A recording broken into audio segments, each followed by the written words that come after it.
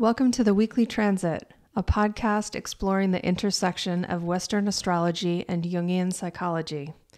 Astrology is a language that communicates how the planets and stars influence life on Earth, while psychology helps us navigate both conscious and unconscious experiences. Together, these tools offer the potential for self-understanding, growth, and transformation. Join astrologer Scott Tejerian and me, Psychotherapist Gabriella, as we dive into the cosmic forecast each week. Welcome to the Weekly Transit. We are discussing the week of November 27th to December 3rd. The theme this week is responsible communication. And the reason why we touched upon the theme as responsible communication is because two of the main transits that we're highlighting this week are the full moon in Gemini, which starts the week off. It actually kind of trickles into last week, but we'll get into that a little bit later. And then also Mercury transiting into Capricorn. Great. Yes. Before we get into that, we wanted to answer a question that came in. Yes. So we've been receiving some feedback and questions about, of course, the changes to the podcast over the last couple weeks. And we're very grateful to hear from everyone that we're hearing from. Very grateful, and thank you for bearing with us for all of our, just the growing pains of being together in this way, we have a personal relationship and now we're transitioning into a professional relationship. So we're learning how to do that. And of course, all of the video, audio, issues that come along with that. We've got two microphones now, so we do. Figuring out how to do all the technical stuff so that it sounds more pleasing to your ears. I'm a big sound person, not like I like nice sound. So when the sound doesn't sound good, I am super anxious and freaked out by it. So, but I feel like each week we're finding new challenges, but also solutions to old challenges. And that is a part of the growth. Some of the challenges are just learning how to be comfortable talking to each other, which seems weird because we talk to each other all the time. But, now talking with an audience is a totally different vibe than just Gabriella and I talking to each other about whatever. It is. So all this to say, thank you for adapting and adjusting with us. Totally. Yes. Thank you. So bringing us to the question that's related to this, one of the listeners was curious about why the dates of the week are no longer in the title. And I guess the reason we did that is we wanted each of these episodes to really have sort of a larger reach than just pertaining to the particular week that the transits are occurring. So the information is specific to that week, but also we feel like what we're talking about also has a broader reach. So part of the decision to remove it from the title was the idea not to limit ourselves or limit a listener who might be curious about that information. Yes. But we're wondering, as we really want to gear this information towards all of you, towards our community, maybe you can let us know in the comments on Spotify and YouTube. Or anywhere. Any of the ways that you can contact us. Some people message through Instagram. Some people email. All of it's fine. All of it's fine. I read it all. But let us know what your thoughts are. The other idea was to maybe put it in the description so you still have access to the dates, but it's not. My feeling was title. that it's already the date that it has to do with because of the date that the podcast is released. But, putting the date of the week in the title, number one, felt feels kind of redundant to me because the date that the podcast is being released, it's that week. Second of all, I also feel like it's kind of like a carton of milk that you've left in your refrigerator, and when you see that it's gone past the date, it's no longer any good. And my hope, and I imagine that as we continue with this podcast and get more comfortable speaking with each other and everything that we're sharing, I imagine that what we're sharing is going to be valuable beyond the transits and the dates of the transits that we're talking about. That's our hope. Yes, exactly. That's the hope. That's the goal. So I know it's like the audience, some people in the audience are sort of relearning how to listen to this podcast because it's been a certain way for 3.5 years. And now it's different. And so we're not going through Monday, Tuesday, Wednesday, Thursday, Friday, because these transits don't end on a day. And I sort of started it out that way even before the first iteration of the podcast, when I was doing the weekly transit just as an email. That's how I broke it down, was day by day. It just made it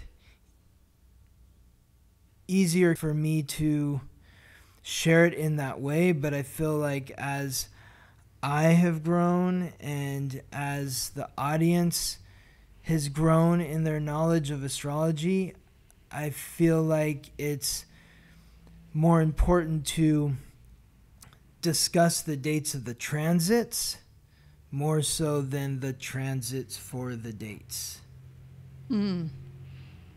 Right. So we're opening up. We're always open to feedback, but specifically around this particular topic. If you have a strong opinion, let us know, and we'll do our best to accommodate what your preferences are, while also trying to honor the direction that we're trying to move the podcast into. The week begins with the full moon in Gemini. And of course, Gemini is the mutable air sign symbolized by the twins and ruled by Mercury. Mercury's the messenger of the gods, guide of souls to the underworld, the planet of consciousness, communication, and coordination. So communication is a major theme. And a great question. Scott's written up some questions to help us navigate this full moon. And one of them is, what curiosities would you like to release? I think it's an interesting idea to maybe think about freeing your mind, clearing your mind of questions. And I think this full moon could be either the release might mean asking the questions that you've been holding on to, or it could also mean realizing you know the answers and so you don't need to ask the question.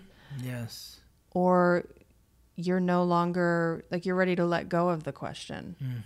So I think there's sort of different ways of relating to this idea of letting go. Totally. Well, there's two sides to every coin, right? Yeah. So, and the full moon is a release. So during the full moon, you want to release something. But before we get to the release, part of it is reflecting on the first part of the release, which is the inhale. The full moon is the exhale. The new moon is the inhale. So where was the new moon? The new moon was in Scorpio on November 13th. And so that inhale was about setting your intentions, planting the seeds of the coming harvest. The full moon is showing and sharing the harvest. So we're planting the seeds of who are the types of individuals that you want to exchange energy with? Who do you want to merge power with? Who do you want to be intimate with? And so in order to know if this person or that person or any individual in your life is in alignment with what it is you say, the qualities that you intend to merge with, because what we posed 2 weeks ago on the podcast was what types of individuals you want to merge power with. Not like, I want to merge power with Gabriella. Well, I want to merge power with somebody who is kind and caring and nurturing and intelligent. All qualities that Gabriella exudes. Thank you. Yes. And so, those are just some of the qualities that I'm looking for in an intimate partnership.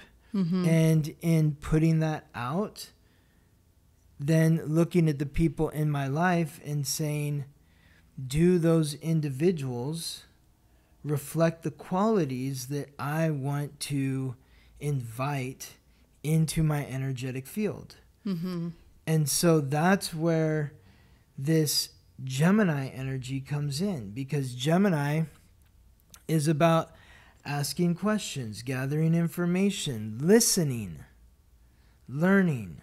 So and the funny thing is last week, leading up to this full moon, which happens, technically, it's happening on Monday morning, the 27th. It's like 1:17 a.m. Monday morning Pacific time.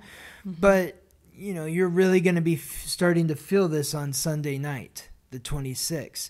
But on Friday, Saturday is when the moon is transiting through Taurus. So Friday the 24th, Saturday the 25th, and even into part of Sunday, the 26th, the moon is transiting through Taurus. So as the moon is transiting through Taurus, it's bringing that emotional sensitivity to our self-worth and our values. That is the energy that's opposite the Scorpio energy, which is where the new moon occurred, which is about merging those values and those energies and the type of people that you want to be involved with on an intimate level.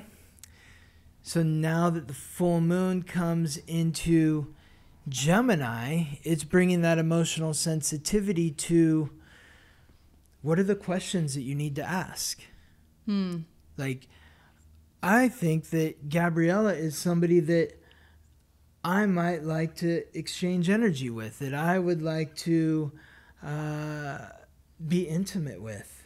But before I can know that that is true or appropriate, I need to ask her certain questions and then use my level of discernment to see if we are emanating the same frequency, if she is emanating the frequency that I'm looking to share energy with.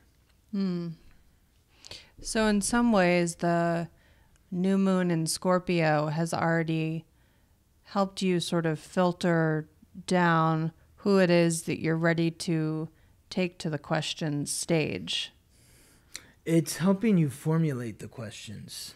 But it's helping you formulate the questions, and it's also helping you narrow who you have questions for through this process you described of, yes, you might want to deepen with certain individuals, but also just sort of this larger sort of manifestation process of the type of person that you'd like to connect with, the type of person that you'd like to really exchange ideas with. Yes, exactly.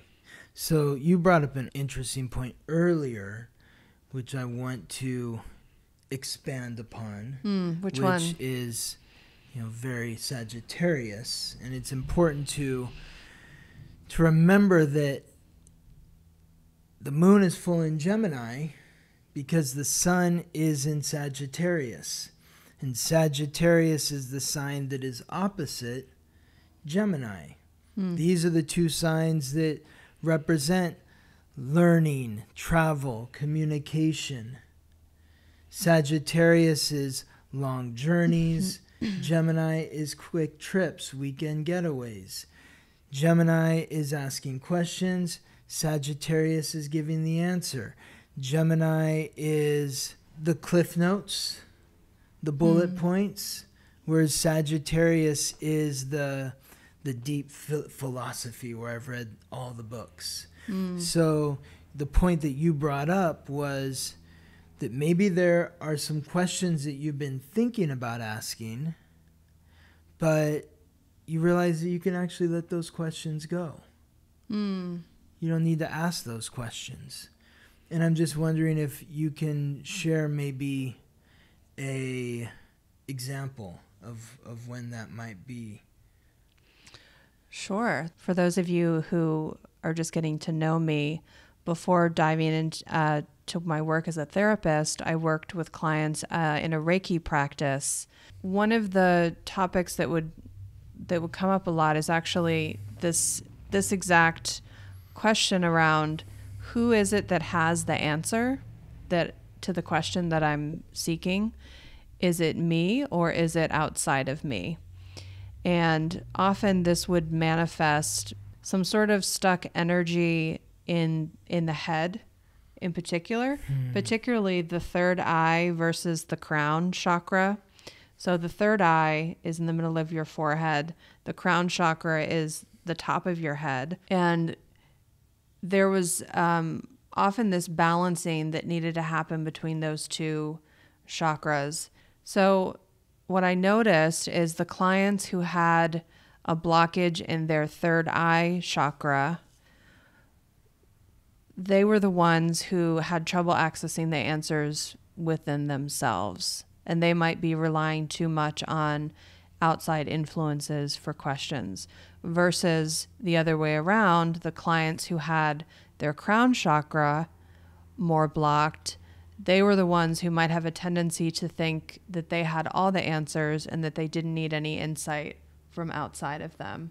So usually when one of those chakras was out of balance, the other one might be too, kind of like a seesaw. If you think of that visual. So the crown chakra, and what was the other one? The crown chakra, which is the top of your head. Yes. That's where you're receptive to information outside of you. And if you can look literally at the shape of your, like where the chakra is, and it's a receptive chakra from outside of your body, and that's why it's on the top of your head. So you're literally exposed to all of the information in the universe coming in. That feels like chakra. Sagittarius energy to me. That's more, I think that's more Sagittarius. And what was the other one? The other one is your third eye chakra, which is in the middle of your forehead. And that's more about your relationship with yourself. So that's the questions, maybe more Gemini the energy. thoughts questions and thoughts that you have for yourself. So people that had their third eye blocked, they were the ones that were having trouble asking questions. They were the ones who needed support in recognizing that they had the answers to some of the questions. The answers within themselves. Yes.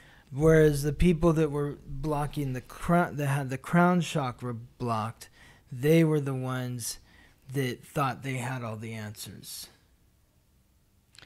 When the crown chakra was blocked, there was a difficulty in receiving answers from others or from the universe, from outside of you. And oftentimes this would show up as confusion around, like, an issue of discernment around who is it that has the answer. Like, I have so many questions about my life, about what I'm here to do, and I just don't know who to ask. So the first step before you can really get the information that you need is to be asking the right source, right? If you're asking for information outside of you that is really something that only you can answer, then you'll ultimately end up more confused. So this is kind of the interesting paradox or the strain of this full moon.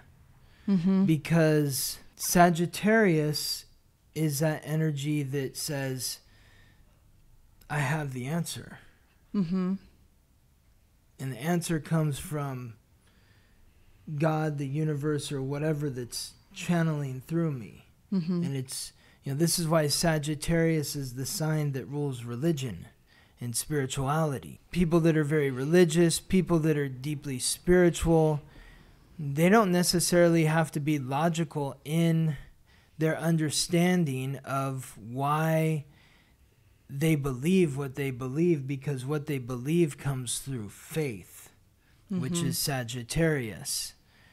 Where Gemini is more factual. It's more logical. It's like, well, okay, so did Jesus Christ really exist? What's the proof that Jesus Christ really existed? That's the Gemini energy that wants the proof. And it's not necessarily like in an attacking sort of way. It's like, tell me, like, how do you know Jesus was real? How do you know that Allah is real? Or, the Bible and the things that are written there, whether it's, the Old Testament, New Testament, whatever it is, like, who wrote the book? It came from God? What does that mean? So God wrote, like, came in human form and wrote it? Or God was channeling through the different people that wrote the Bible? Like, what are the answers? How come some books are in the Bible and some books that were originally in the Bible are no longer in the Bible? Why they're like lost gospels? That's more the Gemini energy, is wanting to just kind of figure it out. Where the Sagittarius energy is like, look, I know the personal relationship that I have with Jesus Christ, and I don't care who wrote what book. I know that when I read the book and I apply it to my life, that something is changed within me. And so maybe that's kind of what you're saying, where we can release the question. Like, maybe you're thinking of exchanging energy or being intimate with somebody, and you're like, well, I really need to know how they feel about X, Y, and Z. But maybe you're just out and about with them and experiencing life with them, and they show you without you asking them, well, what would you do in this situation? Or if this, that, or the next thing, then what's your answer? Maybe you just see it in them and you don't need to bring it up. Yeah, I love that example.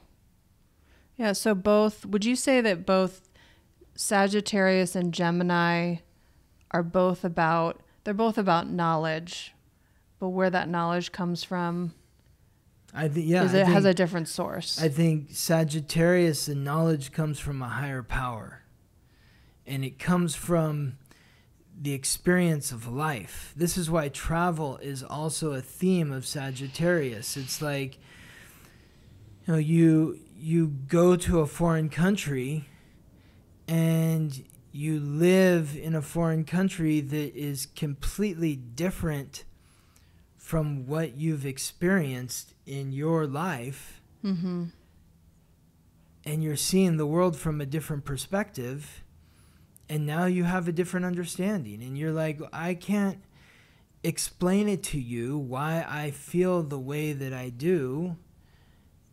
It's just through my experiences. I had a vision. I was sitting at the stream, at the foot of the stream in the mountains after I had hiked 20 miles that day, and my legs felt like jello, and a fish swam right by me, and it's like it spoke to me or something, and like my life made sense. All of a sudden my life made sense, or a bird just landed like 3 feet away from me, or like on my shoulder, and now everything makes sense. That's the Sagittarius energy. The Gemini energy is like, but why? Why did it make sense? Like, how? What made sense about that? Like, Right. couldn't it just be that a random bird just, and I'm not saying that it wasn't something special, but like the bird landed on your shoulder. Okay, that's amazing. But do you think that means something other than like the bird just needed a place to land and you were sitting still and you stunk like the forest because you've been living there for a day and it couldn't tell the difference between you and a rock or a tree or whatever, and it just landed on you?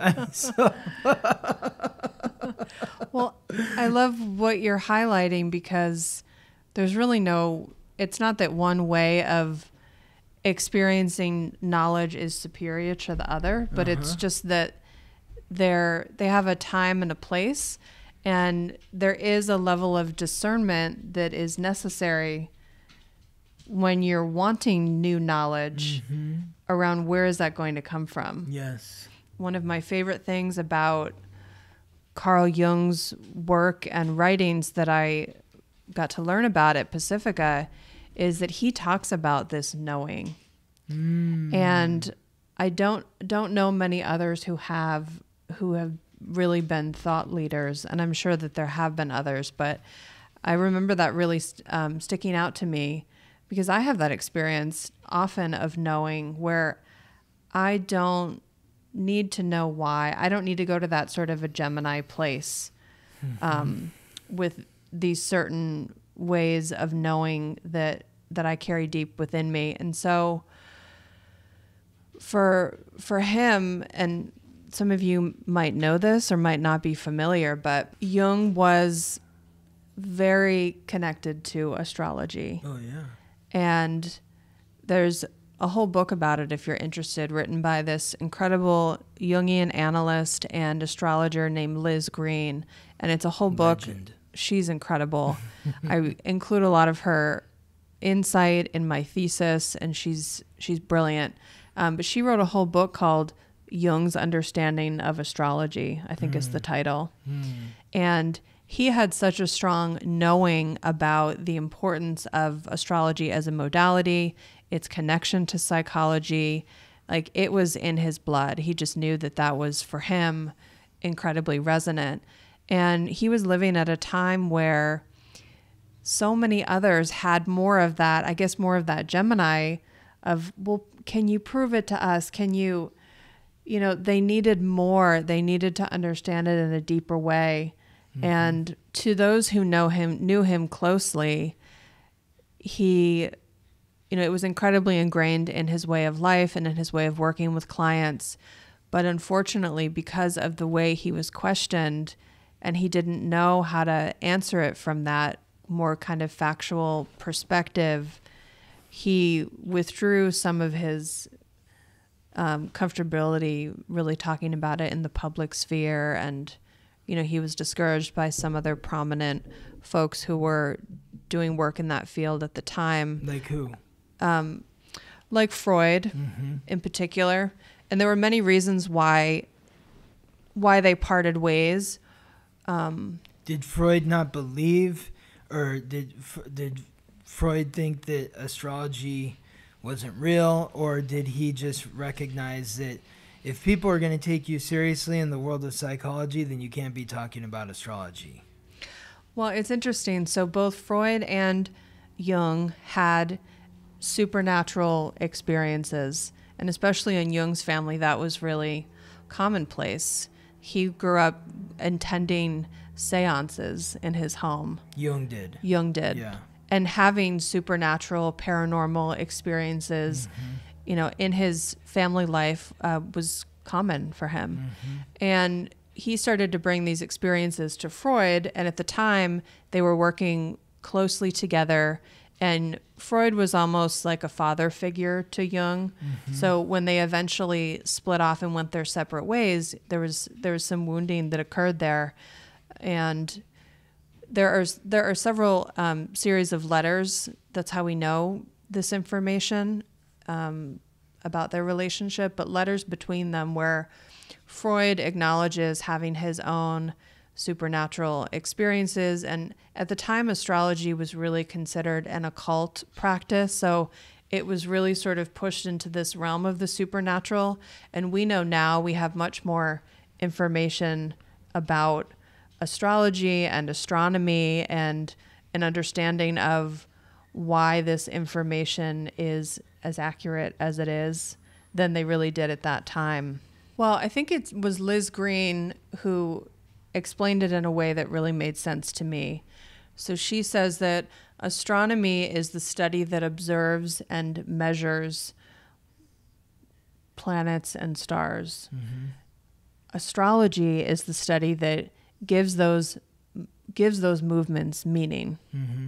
So whenever you're talking about a practice that is bringing meaning, there is going to be more subjectivity than the actual measurement or the fact, because that knowledge is coming from a different place. One is more objective, one is more subjective. Mm-hmm. That's why we have different studies of astrology, because human beings have different ideas about what sort of meaning we want to assign to different experiences. Mm-hmm. So from that perspective, it makes a lot of sense. But I think why I brought this in originally was just to speak to, the history of astrology and its relationship with psychology. Jung was really the one who put it on the map, and he was able to do that because of this knowing that he had. Mm-hmm. And he never was quite able to do it publicly, unfortunately. I just think that it's amazing that somebody who's so prominent in the field of psychology was so deeply rooted in astrology. It is. It's incredible. So, to bring this back to this full moon in Gemini energy, because we've taken a really interesting little tangent there. Thanks for bearing with us. But it's interesting background for really why this podcast exists, why I'm doing the work that I'm doing in the world. But to bring it back to the full moon in Gemini, I guess what we're really trying to highlight here are the different ways that questions and just curiosity and how that communication is showing up for you might be coming up right now. Mm-hmm. So whether it's these internal questions, whether it's external questions, whether it's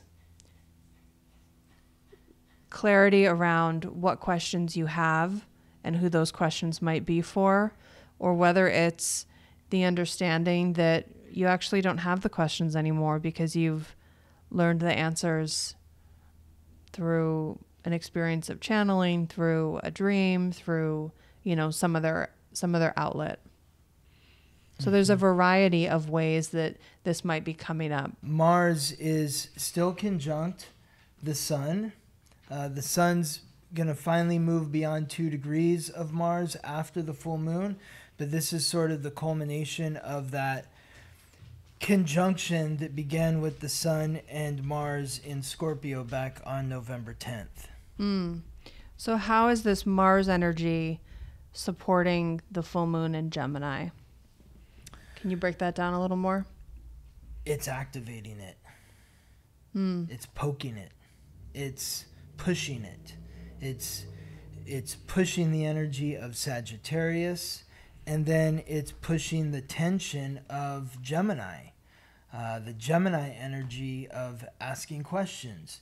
Maybe you're asking the questions too aggressively or something, or maybe you're speaking too aggressively and the other side isn't able to ask the question because Mars is in Sagittarius. And Sagittarius is the sign that has the answer, where Gemini is the sign that is the question. So the questions could be more charged, it sounds like. Maybe. With this energy or maybe the know-it-all of Sagittarius is sort of bullying the Gemini to keep their mouth shut. Well, I have nothing to say because this person clearly is just giving me all the information, so I have nothing to ask. So it's bringing some tension. Yeah. But it's also, I'm also hearing from you that the tension is helping to provide some necessary movement and some some heat, some fire. Mm-hmm. I wonder if that Sagittarius energy, would you say it's helping the questioning process be more truthful? Is that part of its value? It's acting from a place of truth, taking action from a place that feels ethical, that feels righteous. Mm-hmm. I see this as last year and this year. Last year was encouraging us to ask the question. This year is encouraging us to channel the answer. But there's some sort of movement that needs to take place with the conversation. One thing I've been encouraging all of my clients this week is to take some time during this full moon to have a conversation with the people that you're close to, with the people that you're emotionally connected to. What do you want to talk to them about? Are there issues in your relationships, in your friendships, whatever it may be, that maybe need to be addressed? Things can't stay hidden anymore. The planets have moved out of Scorpio. That's the sign of hiding things. That's the sign of secrets. Sagittarius is we're burning down the house. We're starting from scratch. We're clearing the slate. Because when the planets move into Capricorn, that's when we rebuild. Capricorn is about building. Sagittarius is about wiping the slate clean. Like we're free. We're naked. And then Capricorn is you put on the clothes and you start over. It's a cardinal sign. Sagittarius is a mutable sign. Mutable is the end. Cardinal is the beginning. You know, when the planets move into Capricorn in the northern hemisphere, when the sun moves into Capricorn, it's the shortest day of the year. So, in a sense, the year is coming to a close. Like, there's a lot of different years. I think of the years like, of course, January 1st, but also the beginning of the astrological new year. But then there's the solstices. And that indicates an ending, a beginning. The 21st of December is the shortest day of the year. So every day after that gets lighter. So that's a beginning. Yes. As well. Exactly. So the Sagittarius energy is closing out the season. It's closing out the season of fall. We're stripping everything down. So you're really encouraging people, if I'm hearing this correctly, to have the hard conversations and to be blunt, to be bold, to be fiery, to bring things up that might create tension. Like, this isn't the time to play safe. This is the time to just put all your cards on the table. To go big. Go big or go home. That's the energy of Sagittarius. Go big or go home. It's not about thinking small. It's about thinking big. It's about doing the ridiculous. So in a way, it's not really about, shouldn't be worried about the consequences right now. Is that fair to say? I mean, Sagittarius is about ethics. So as long as you feel like you're doing what is right, then... But we're talking about burning down the house, metaphorically. So how do you, I guess what's coming up for me is, how do you engage with that fiery, burn down the house energy? It's like, I don't need this anymore. In an ethical way. I'm burning down the house because I don't need it anymore. It's a burden to me. So there's thought that goes into it. You're not acting, it's not that impulsive energy of Aries. No. It's like the fire is coming from a different place. Sagittarius is the other extreme of the fire energy from Aries. So the fire is coming from a different place. The energy behind the fire is coming from a different place. It is. When I think of the fire signs, Aries is the spark that lights the fire. When a spark happens, it's like, oh, wow. It's shocking. Like when you turn on the fireplace, the gas, and boom, it like, you know, like you It feel startles like it's gonna you. singe your eyebrows off. Right. Leo builds the fire, makes it strong. Sagittarius is when the fire leaves the campsite and burns down the forest. So I don't know if that's a good example for some thought behind it. But if you think of how the native people of this country where we live in North America treated the forest, they would burn the forest intentionally. True. Because, you know, it's like I have people that live in the mountains, and the reason why these forest fires happen is because of the backup of brush, dead leaves and needles and all that sort of stuff that just accumulate. And if you're not clearing it out every year, then eventually when a spark does happen, it's going to create a fire that's too big to contain. But the native people would burn the forest intentionally annually to clear the brush so that the seedlings would be there to touch the ground and would be able to grow. So the translation of that's a great example, is the fire's coming anyway. So how can you bring that fiery energy in an ethical way and manage the fire yourself so that it doesn't take control of you? Yes. Yes. Okay. So now's the time to have those hard conversations. Yes. And ask those questions. Yes. It's like, I know this thing's been bothering you. I've been sensing this issue. What's going on here? Yeah. And do we have other transits from last week there might be a ripple effect? Well, aside from Mars, there's also Mercury, the planet of communication, is also transiting through Sagittarius, and of course it's going to move into Capricorn later this week. But on Sunday the 26th and Monday the 27th, Mercury in Sagittarius, speaking your truth, freeing your mind, is aligning with two key points. Neptune, the god of fresh water and the sea, the planet of illusion, deception, compassion, intuition, in the mutable water sign, symbolized by the fish and ruled by Neptune and Jupiter, which is also the planetary ruler of Sagittarius. So there's this interesting sort of conflicting siblings relationship between Pisces, which is mutable water, and Sagittarius, which is mutable fire.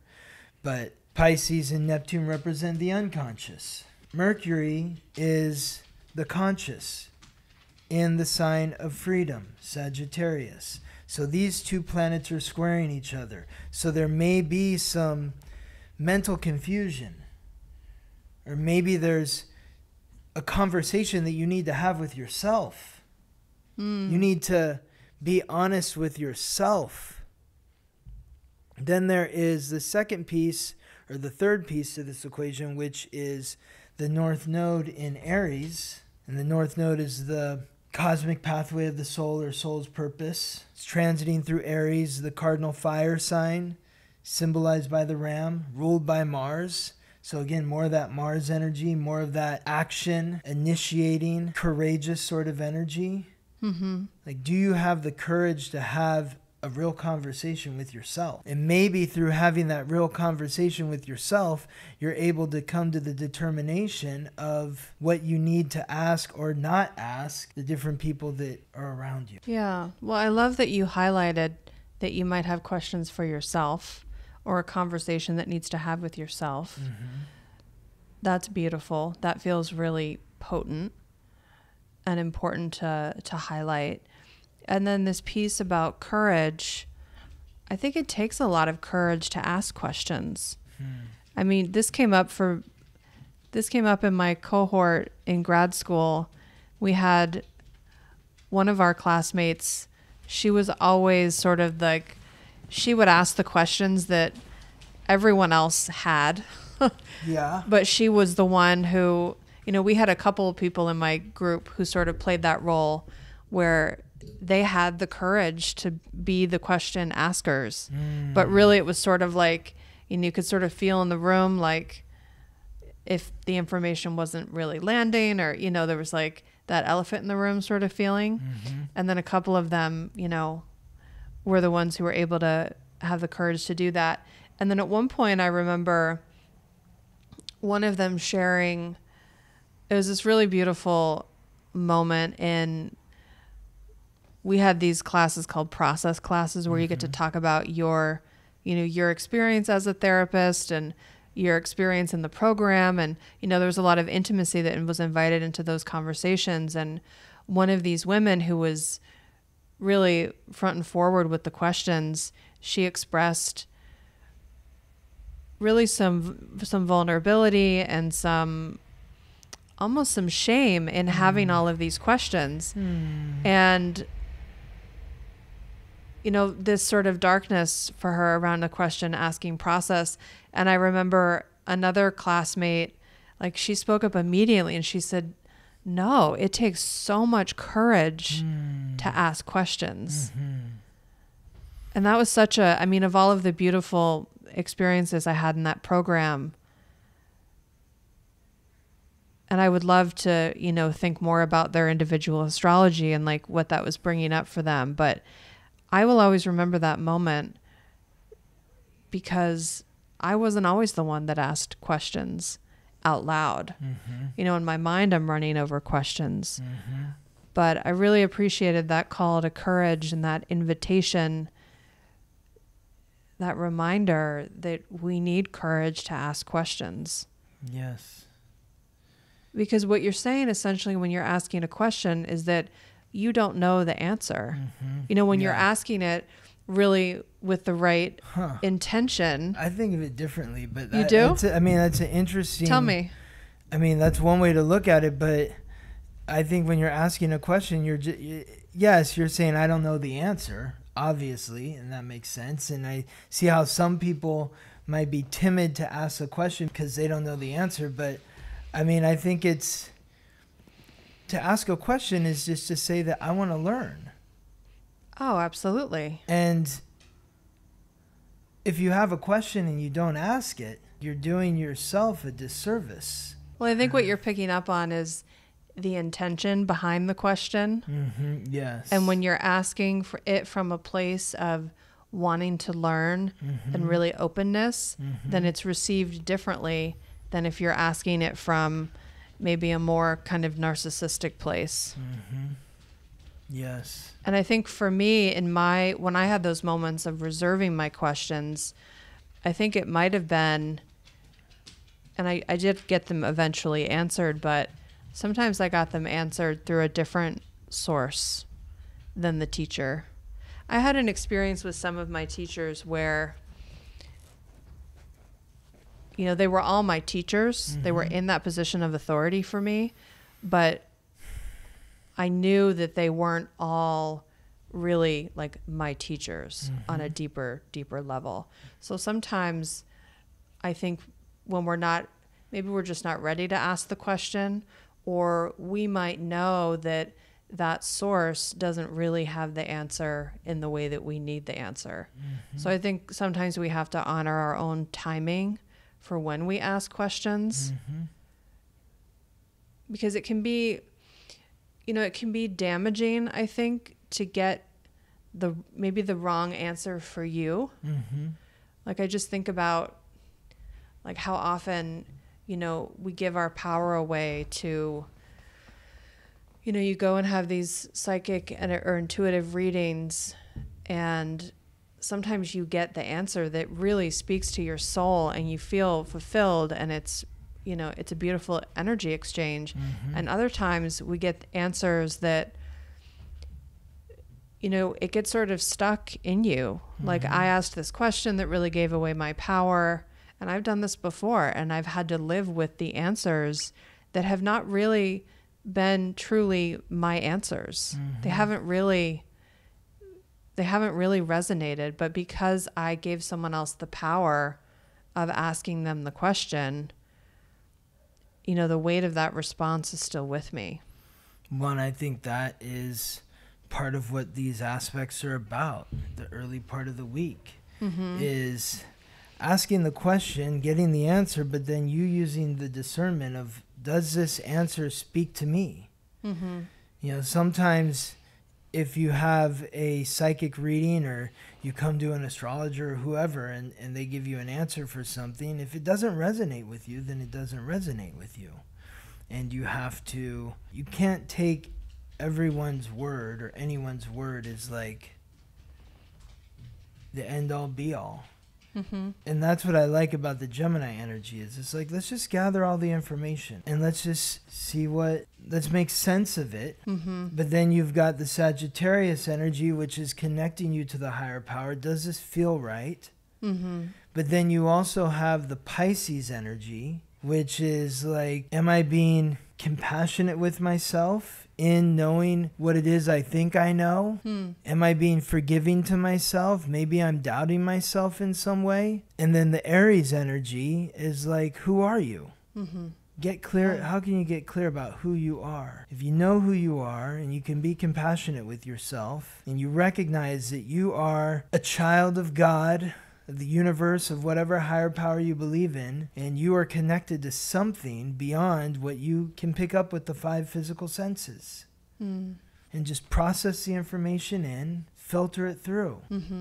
So the next major transit of the week begins right around on Tuesday, November 28th, and lasts until December 1st. And that also includes the North Node in Aries. But the other planet that's involved with the North Node from November 28th to December 1st is Venus. Lady Luck, the goddess of love and beauty, the planet of relationships, transiting through the cardinal air sign symbolized by the scales and ruled by Venus. So Venus is in a position of power because it's in the sign that it rules. So it's like Sunday, Monday, we're getting clear within ourselves so that by the time we get to Tuesday, Wednesday, Thursday, Friday, we can start having those real conversations. So this Venus energy is supporting us in having the conversations, like, you know, everything is building to this point where it's like, okay, I'm starting to figure out my own thought process. I'm starting to figure out my own thought process. I'm starting to understand where these thoughts come from. Do they come from myself? Do they come from a higher power? Do they come from the person I had a conversation with down the street earlier in the day? Where do these thoughts come from? We begin to take ownership of them throughout the week. Tuesday, Wednesday, Thursday, Friday is when Venus is opposing the North Node in Aries. So now we're bouncing the energy off of our partner. Is what I'm saying something that resonates with you? So you're kind of looking for that reflection in the other. You're looking for that reflection. You want to share your ideas, but then you also want to ask them about what they think about the same topics or whatever it is you're talking about. This kind of reminds me of what you're talking about is called mirroring in the psychology world. And it's interesting, in therapy, we're often kind of recreating mirroring experiences for our clients who might not be getting mirrored properly in their other relationships. But mirroring it's a developmental process that we need, you know, starting from infancy.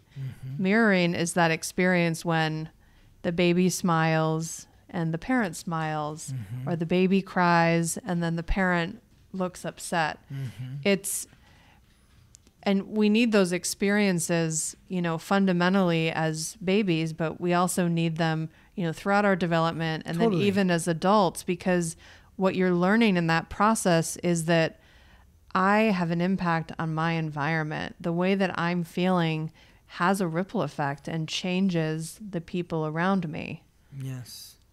So that sounds like Yes. what you're describing is there's this Yes. going to be this opportunity coming in to really mirror your, not just your intimate partners, but your friends, right? It's Exactly. larger than just intimate relationships. And think about it. Aries mirrors Libra.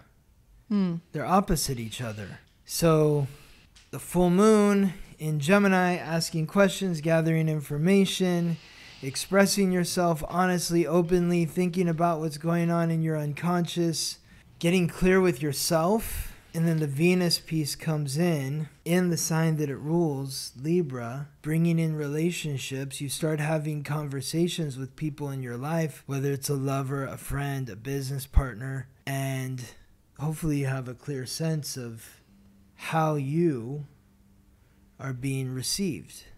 Mm-hmm. It's like there was a time where there were no mirrors. Isn't that interesting to think about?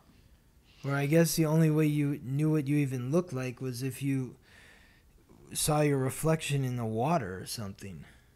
Yeah. You know? Or someone maybe described it to you. I don't know. No, I'm saying, but you being able to see yourself. To see yourself. I mean, I guess someone could paint a portrait of you, but like you like staring at yourself in a lake. Like, oh my God, that's what I look like. Uh-huh.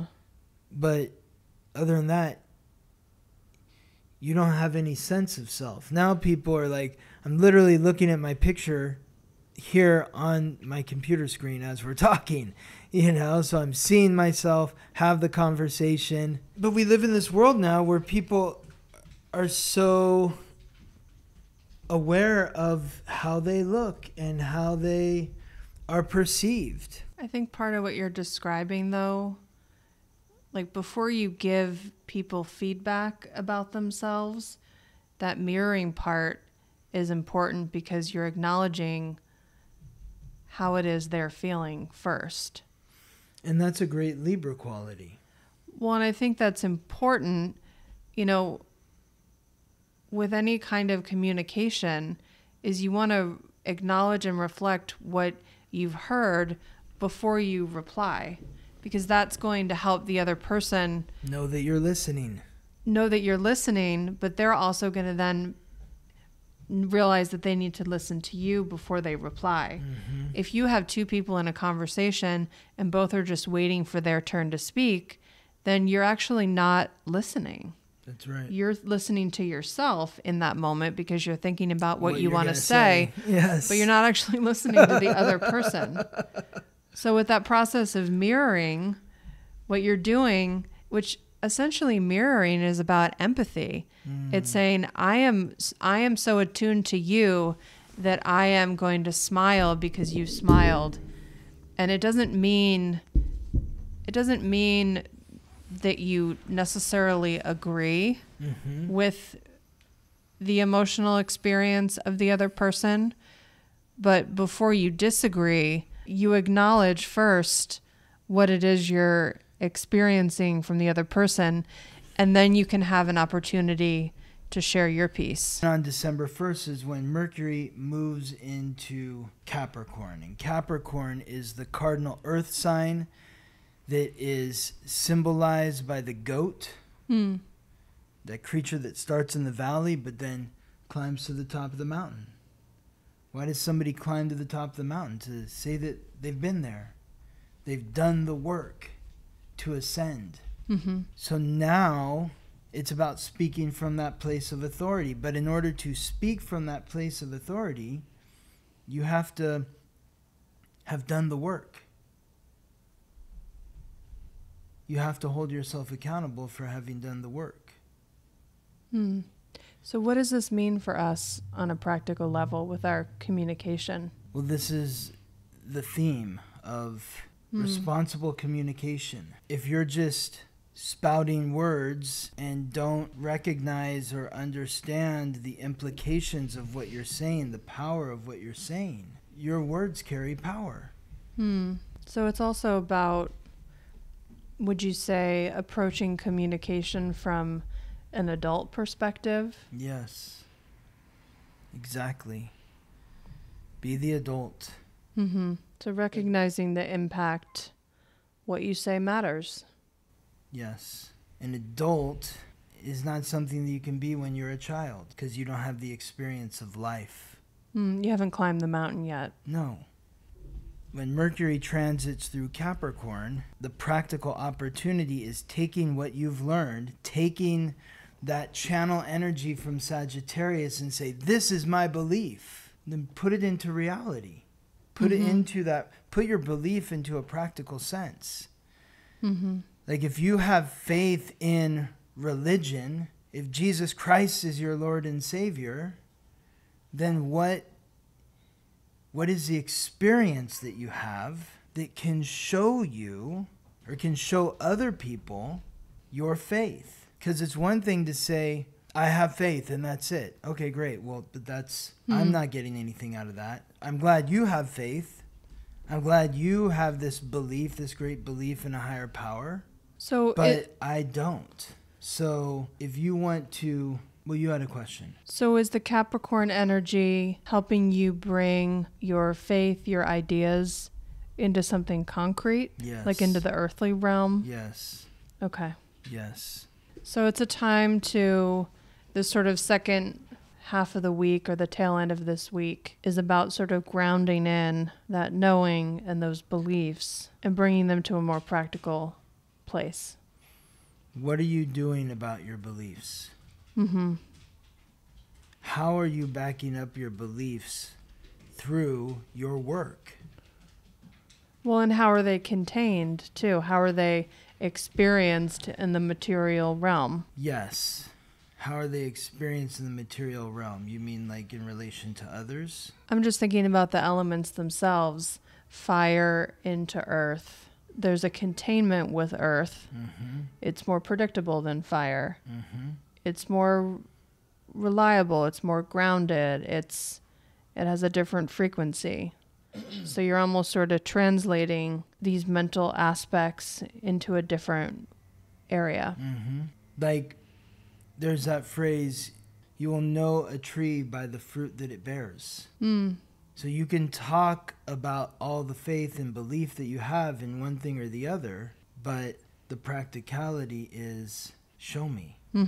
Show me your faith. Show me through the work that you've done. I'm also thinking, tell me if this expression relates to, but the expression actions speak louder than words. Does that apply here? When I think of action, I think of Mars. When I think of words, I think of Mercury.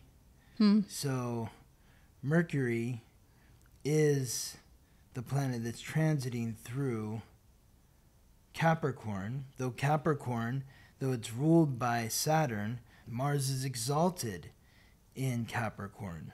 So Mars has a strong frequency to Capricorn. So even though Mars is not in Capricorn, Mars is in Sagittarius, and Mercury, the planet of words, is in Capricorn, it is somewhat like putting your words into, like you got to back up your talk. You got to back up your words. Politicians are associated with Capricorn, or anyone in authority, your boss, it's Capricorn energy. That adult energy, your parents is Capricorn. Teachers. But you lose respect for the authority when the authority doesn't back up what they say. Well, when they don't follow their own rules. They don't follow their own rules. That's part of it, sure. Say one thing, do another. Yes. They might be restricting other people, but they're not restricting themselves. You have to follow these rules, but I don't. Right. Now we don't have respect for the authority. Right. But this is about respect for yourself, for each individual, to make sure that you're walking the talk. You're being consistent. You're following through. Yes. And so Mercury is transiting through Capricorn from December 1st to the 23rd. But it's only going to transit to 8 degrees, and then it retrogrades back into Sagittarius. So look at your astrological code. What key points or planets do you have between 1 and 8 degrees in water signs, earth signs, or cardinal signs? Because these are the signs that are making the strongest aspect to Mercury during its initial transit into Capricorn, which is only to 8 degrees. So if you were born with the sun at 4 degrees in Aries, then that means that Mercury is going to square your sun during this transit. It's going to square it twice, and then it's going to come back and square it a third time when Mercury moves back into Capricorn, the end of the year into next year. And so just using that as an example, when Mercury squares your sun, it makes it challenging to communicate. It can feel like your own personal Mercury retrograde, where like your coordination and your being able to connect your mind to your mouth and share what you're trying to say could feel like it's on the fritz. What do you recommend if that's coming up for people? Slow down. Slow down. Slow down. Mm-hmm. Yeah. When Mercury is squaring any planet in your chart, slow down. Take your time. And this is a time for everyone to slow down anyway, because Mercury is going to be retrograde during this period. Mercury is going to be retrograde in Capricorn. So there might be some things that you say as an authority that then you want to walk back because you're like, oh God, that didn't sound right. Or I misspoke there, or I shouldn't have said that, or I acted like I was an authority in that, and I really had something more to learn there. So it could be challenging to speak as an authority, and we really want to be measured in our approach of communication. Well, that's an interesting point you just touched on, is this idea that being an authority is sometimes subjective. Mm-hmm. You can think you're an authority on a particular topic and then recognize that you have so much more to learn. Versus there are more objective kinds of authorities, like members of the government or your parents. I mean, that's more of a black and white. Are they objective, though? Well, they're in positions of authority. Yes. Whether or not you think they've earned that right is kind of a different conversation. But what I'm talking about is this more subjective piece where we might have an experience of placing ourselves in a position of authority. And then to your point, you know, we have like a personal like retrograde of like our own relationship with our own authority where we need to kind of pull back. Yes. So I think that's just an interesting juxtaposition when you talk about what it means to be an authority. You know, one part of it is you recognizing yourself as that, and another part is the perception from other people. Yes. You need some sort of an audience to actually utilize your authority. Yeah. Otherwise, you're speaking into the void when you're on your own. Yeah. Okay, so the last transit we'll highlight today is that Mercury in Capricorn is creating a sextile to Saturn in Pisces. Yes. At 1 degree. Yes. And this happens between December 1st and the 4th. Yes. And again, this is a transit that's going to come back 3 times. This is the first of 3 times.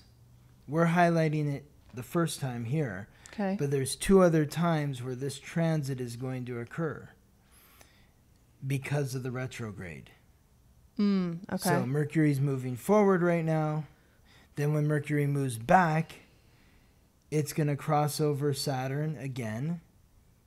It's going to make another sextile with Saturn. And then when it moves forward, it's going to hit it a 3rd time. So Saturn is the planetary ruler of Capricorn. It's the god of wealth and time, the planet of restriction, responsibility, hard work, achievement, authority. So Mercury is transiting through Capricorn, aligning with Saturn in Pisces, the planet that rules Capricorn. Pisces, as we talked about earlier with Neptune, is the sign of the unconscious. Saturn is the planet of reality. When you look at the symbol for Saturn, it's a cross of matter with a crescent of receptivity pointed down. And it looks like it's bent because it's pressing into the ground. Like the crescent is hitting the ground, meaning I've stepped on the land. I've climbed the mountain. I've felt the earth. I have the experience. I've touched the experience. Yes. Yeah. But it's transiting through Pisces, which is the sign of the unconscious. So it's bringing that sense of reality to your unconscious, the guilt, the shame, the regret, the blame. Everything that's happening within your psychological baggage is coming up, and it feels real. And this is something that we've been experiencing collectively since March of 2023, when Saturn first moved into Pisces. Mercury, forming the sextile with Saturn in Pisces, is connecting that reality to our conscious mind through the experience. So I also think of this as like manifesting your dreams.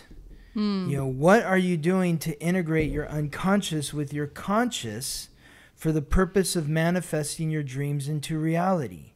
How can you hold yourself accountable to be compassionate with yourself and empathetic to others in the way you communicate your thoughts? What can you do to control your thoughts through self-empowerment?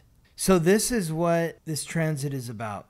It's about holding yourself accountable to be compassionate with yourself and empathetic to others, and in the way that you communicate your thoughts. It's about what you can do to control your thoughts through self-empowerment.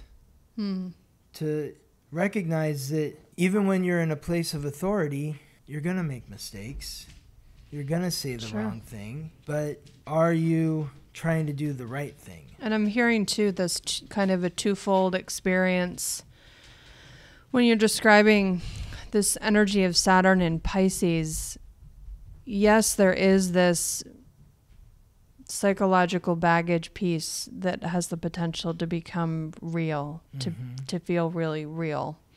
The shame, regret, the blame. But there's also, like you touched on with the manifesting, the potential for manifesting right now is that the parts of ourselves, of our psyche, of our awareness that we've repressed into our unconscious, that are the beautiful parts, the light itself. I mean, many people are repressing their light because they might not have a place for it. Yes. There's also an opportunity for Saturn to be making those aspects of you real as well.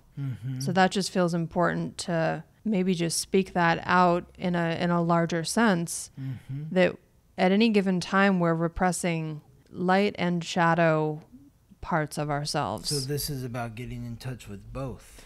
This is about getting in touch with both. I think sometimes we lean on, because Saturn in Pisces feels like there's something about those two relating to one another that feels uncomfortable. We might feel that, or counterintuitive. You know, making the dream real is sort of there's like a paradox in that statement. Totally. One, I think we talked about last week or the week before, how it's an interesting place for Saturn to be in Pisces, because it's one of the signs that's ruled by Jupiter, and Jupiter is expansion, but Saturn is contraction. It's an opportunity to slow down, to take a pause. Yes. So what are the parts of yourself you're repressing? The dream qualities or the nightmare qualities, I guess you could say, that are ready to see the light of day. Yes. Exactly. Yeah. And just thinking about, again, how this transit is the first of three. And so it's the first pass. By the time we get to the middle of, actually it'll probably be, by the time we get to like the first week of January, this will have happened 3 times already. So this month of December into early January is a leveling up period for us to face the shadow side, but then also integrate the light with the shadow, like you're saying, to become a greater authority of what's going on inside of you. Absolutely. Yeah, to experience, I mean, we call it, at least in Jungian terms, we call it wholeness, which I don't think that word belongs to us. You know, I'm sure many different psychological perspectives use that term. But in the Jungian sense, wholeness is about that integration of the unconscious into the conscious. So it's expanding what it is you're aware of creates a greater sense of wholeness. Yes. Yes. A greater sense of wholeness. That's what we're building to. Okay. Wonderful. And I think if you're in that place of wholeness, then you are using responsible communication. You are. I imagine that you are. Yes. Or you're doing your best to. Yeah, exactly. Which is all we can ask of ourselves. Exactly. Yeah. Yeah. Yeah. Okay. Should we move on to questions? Let's move on to questions. All right. So first question, Jenny asks, my North Node is in Scorpio in the 8th house, which is in Libra. Does this mean my life's purpose is to be in relationships? Yes. Yes. You're meant to, I mean, the 8th house in Libra is more of, when you're in that bonded energy, you want balance, you want fairness, you want harmony. That's what you're looking for when you're in that intimate sort of karmic connection with somebody that you're truly integrated with. You want there to be balance and fairness and harmony and peace in that bond.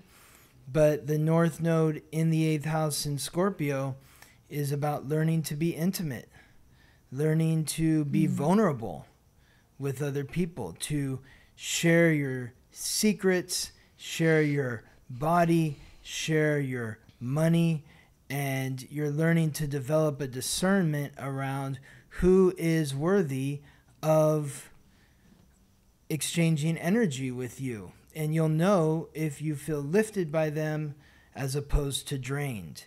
And so this period for you, I imagine, is very appropriate, with everything that we were talking about with the full moon in Gemini. So whoever in Scorpio season. Well, exactly. All of that. Yeah, we're coming transformative energy. We're coming off of Scorpio season, in Sagittarius season now, but the full moon in Gemini is creating that energy for the people that were born with the North Node in Scorpio, to make sure that you're asking all the right questions that you need to ask from the people that you're bonded to make sure that, or the people that you're thinking about bonding with, to make sure that the energetic exchange is going to leave both of you feeling lifted. I think too, the North Node in Scorpio there's really a process of exploring trust. When you're merging like that, you can't always see, if you're on the shoreline, you don't know what's in the ocean until you get out there.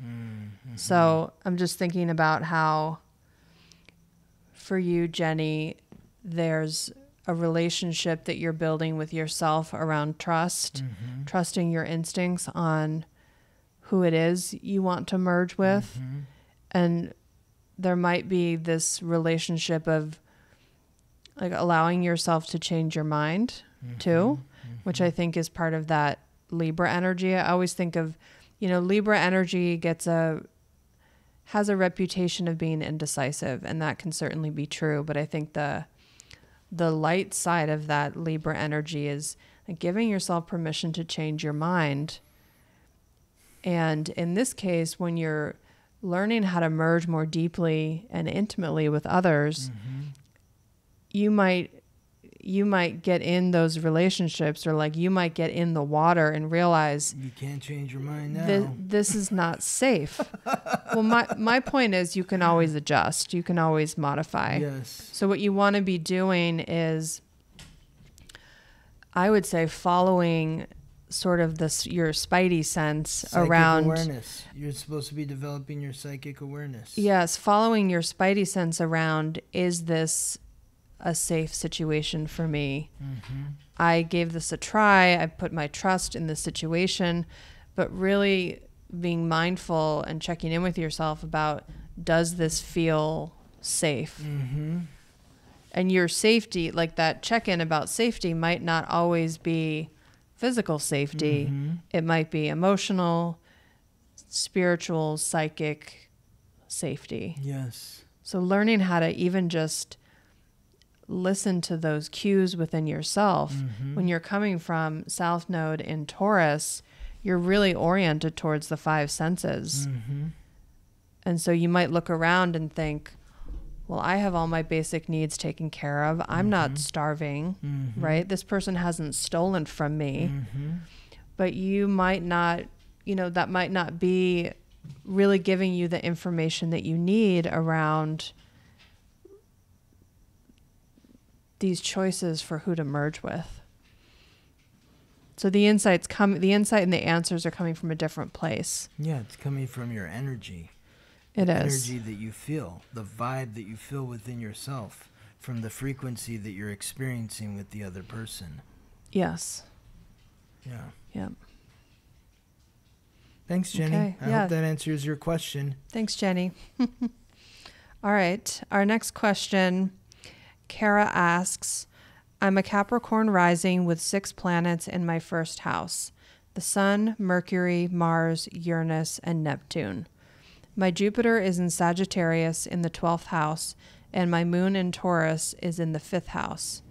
Is there a transit responsible for my 2-year spiritual awakening and evolution? So first it began with Pluto transiting conjunct your Neptune. So Neptune is one of the planets of spirituality. Pluto conjunct your Neptune in Capricorn back in 2021, 2 years ago.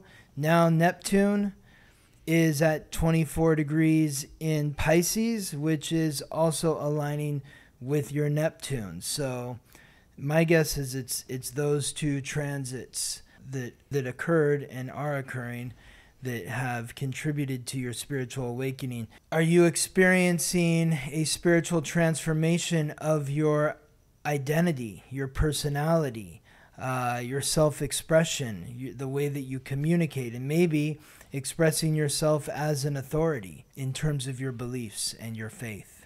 And what would that indicate if she is? I would say because she says she's a Capricorn rising, and so if Jupiter's in Sagittarius in the 12th house, then I'm guessing that Neptune is in the 1st house in Capricorn. She is somebody who spirituality is a part of her personality. And Pluto transiting through the 1st house conjunct Neptune in 2021, and then that means that the transiting Neptune is probably in her 3rd house, the house of communication, in Pisces, forming the sextile with Neptune right now. 1st house is personality, self-expression. 3rd house is communication. So the spiritual awakening is probably something around her being able to articulate her faith and express her faith in a way that's authentic to her from a place of self-love. Wow. So there's actually that 3rd house transit with Neptune would indicate that her mind is part of what's being transformed. Yes, it's a reimagination of her conscious awareness. Wherever Neptune is transiting, I think of it as like reimagining something. So if Neptune's transiting your 3rd house, you're reimagining the way that you think, reimagining your conscious awareness. If it's transiting the 4th house, you're reimagining your home and your childhood and your roots and your ancestry. And so on and so forth. Just go through the houses, the theme of the house, and then Neptune, reimagining. Right. 5th house, children, fun, games, play, dating, love life, creativity. When Neptune transits through there, you're reimagining what that means to you, reimagining the energy of your heart and what brings you joy, what is fun. It's almost like I'm thinking of this image of a kaleidoscope.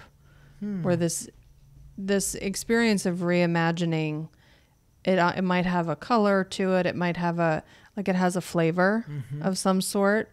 And then everything else that's coming through the mind, for example, everything's coming through the mind when it's this 3rd house energy. So everything is sort of being filtered through this, the blue lens or the red lens or whatever it is, energetically, that is that energy that's reimagining.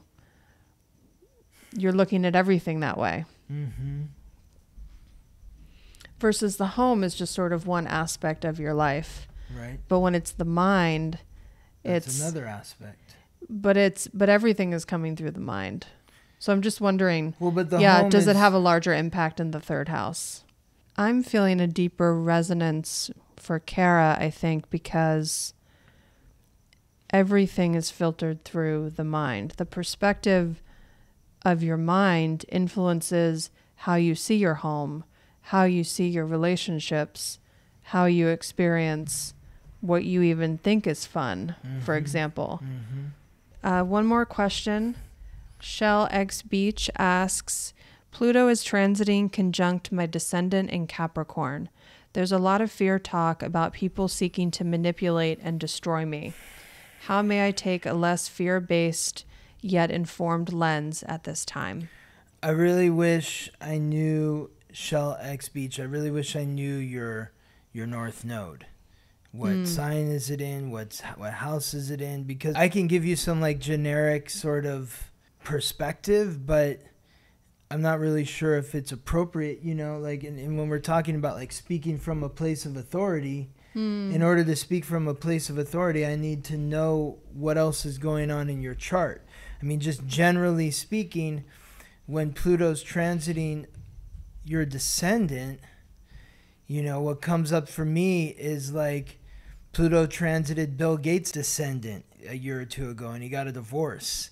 And Pluto was transiting Meghan Markle's descendant. And when you write that there's a lot of fear talk about people seeking to manipulate and destroy me, that sounds like Meghan Markle and her marriage to Prince Harry. It's like people are out to get them, or her specifically, So that is definitely a part of Pluto crossing over your descendant, because the descendant is that seventh house, the house of marriage. The best way to work through that frequency is to be open to transformation, be open to the change that is occurring. The more that you're trying to cling to the way that things have always been in your relationships, whether it's your marriage, a lover, a friend, a business partner, the more that you're trying to cling to the way that things have always been, it's like trying not to give birth to the baby that eventually has to come out. Like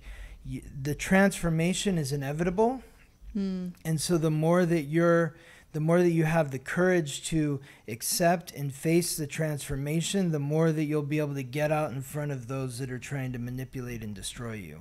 And I think just in general about fear, what I'm thinking about is our relationship to death and to endings in our culture, and how we know Pluto represents birth, death, transformation.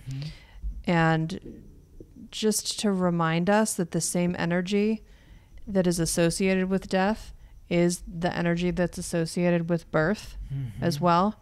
So we get stuck into this pattern of fearing the unknown. But what's in the unknown is actually everything, right? But we have so many industries that are feeding off of our fear. Like I think about the insurance industry is based entirely off of the fear of something that something bad might happen. But we don't have any industries that are built off of the possibility that something great might happen. So we're conditioned to be fearful of the unknown. And there's a term called annihilation anxiety, which is the fear of not existing anymore, it's kind of even bigger than the fear of death. It's like completely dissolving that you never existed, and nobody remembers you. You had no impact at all on anyone. So I think it's pretty dark. Yeah, totally. So I think part of I don't care who you are, that's not true. Exactly. You have an impact on every person that you come into contact with, whether or not you know it, they know it, or anyone else knows it. You do. Absolutely. So I wonder for you, Shell X Beach, if this is an invitation into maybe changing your relationship with the unknown, or even before that, there might be a process you're going through of determining which fear belongs to you versus which fear is maybe more collective or universal, because there is so much fear messaging out there. Yeah, so I mean, there's a lot of fear talk. Move away from the fear talk. If that's what you're hearing, maybe that, going back to the beginning, the questions, release the questions that are surrounding fear. Yeah, maybe the question is, where is this fear coming from? I think that's one of the hardest parts of human life, is being afraid and doing it anyway. Yes, but that's courage. It is. That's what courage is. But fear can bring up that freeze response. Yes. And we can feel like there can be this misconception that, oh, I'm too afraid to do something. It's not time yet. But there might always be fear. I mean, fear is always present. But if you wait, you'll never get anywhere if you don't move through it. Fear is a part of life. Well, and oftentimes the death portion of this Pluto energy happens first, and then there's some sort of a void, and then the birth part happens. So I think part of what we're fearful of is the void itself, is the discomfort of not having that birth piece that's come in yet. Mm-hmm. Like maybe you're in the process of ending a relationship and there's going to be a void after it before you have a new relationship. So my point is that this death birth they don't necessarily happen in tandem or immediately with one another. Right. There's this facing of the void. Of the in-between time. Of the in-between. Yeah. So we're thinking of you, Shell X Beach, and hoping that you have found some answers here, some support during this transformational time. Yeah, let us know if you're up for it. Let us know how you're doing. Okay. Thank you. Thank you. We'll see y'all next week. See you next week. Thank you for listening to the Weekly Transit. If you're curious to learn how these transits or any others may be affecting you, or if you're interested in learning more about your astrological code, contact me for a reading at theweeklytransit.com. If you're interested in delving into the world of psychotherapy with Gabriella, you can connect with her at innervisionpsychotherapy.com. Wishing you all the best as you ride the planetary waves.